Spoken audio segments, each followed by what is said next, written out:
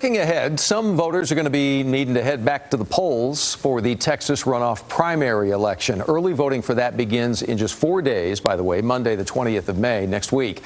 One of those races includes the Democratic race for Dallas County Sheriff, as former Sheriff Lupe Valdez now takes on incumbent Sheriff Marion Brown.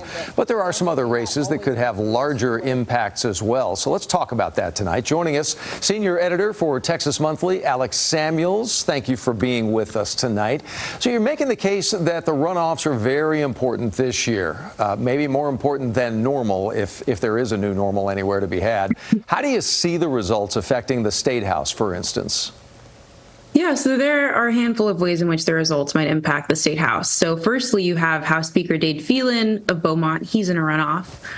Throughout his time as Speaker, Phelan has delivered on a number of priorities important to the GOP grassroots, such as helping the body pass a de facto ban on abortion, constitutional carry, etc.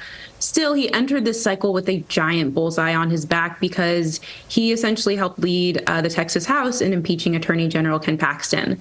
So Phelan's opponent, David Covey, won more votes than Phelan in March, and if Covey is if he's successful in May, the Texas House might no longer have a presiding officer who's willing to stand up to Lieutenant Governor Dan Patrick, Governor Greg Abbott, which is something Phelan has done in the past, particularly on the issue of school vouchers.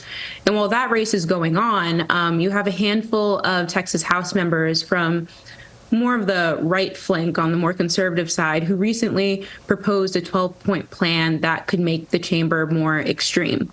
So to be clear, as of right now, the contract, which you've written about at Texas Monthly, doesn't have anything close to majority support in the Republican caucus, but its demands, such as pledging to have no Democratic committee chairs or limiting how many terms a House Speaker can serve, those things have certainly become wedge issues in a number of Republican runoffs. Yeah, I heard you mention school vouchers in there, and let's talk about our kids for a second, because there have been renewed calls for a special session, all of this aimed at funding for public schools and the governor's so-called voucher school program. We've talked about it so much on the news, it's come up. How could the runoff that we're going to see next week impact the proposed program itself?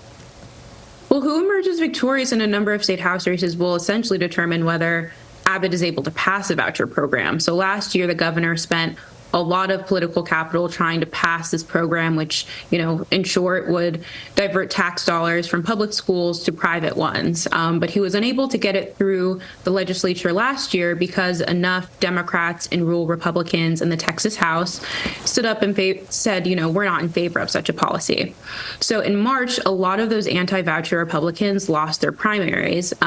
In fact, of the 16 anti-voucher Republicans who ran for re-election, only 6 incumbents won their races outright in March. So now you have Abbott, who is only a few seats away from securing a pro-voucher majority in the Texas House. And with a few more wins in May, he's likely all the way there, and that legislation should have no trouble passing the chamber come 2025. All right. Great background, good info. And before we let you go, any other big race that's on your radar tonight? Yes, I'll be following the matchup between Tony Gonzalez of San Antonio and Brandon Herrera, who is a prominent YouTuber known as the AK Guy. So this primary is Gonzalez's first, since he was censured by the Republican Party of Texas for taking stances it said were insufficiently conservative.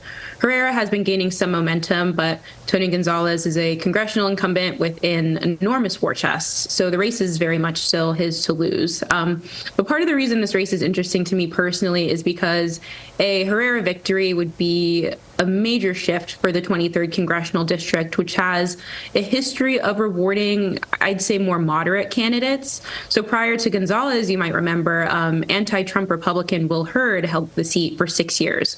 So whether you're in the district or if you're like me and just following from afar, the fact that a runoff is happening here is a big deal, and I think definitely something worth paying attention to. Great perspective and insight, and we sure do appreciate it and the time. Alex, thank you. It's Alex Samuels in Texas Monthly. Appreciate you joining us tonight, and you can follow her coverage anytime you want right at texasmonthly.com.